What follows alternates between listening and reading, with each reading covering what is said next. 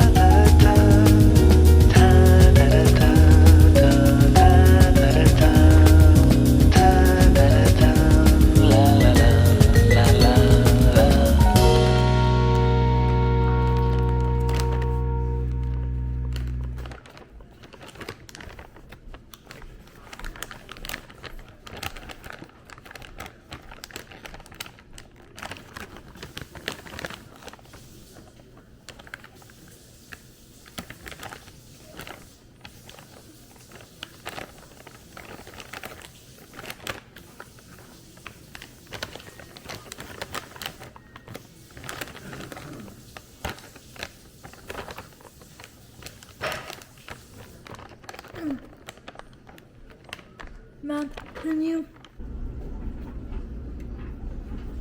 Time to unload. Let the air fryer cool and place a cookie sheet on your lap to transfer hot items.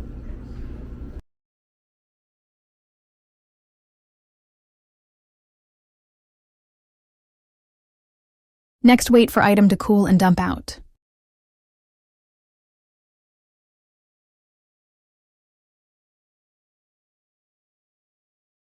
Next, it's time to edit with CapCut, a touch-based editing software.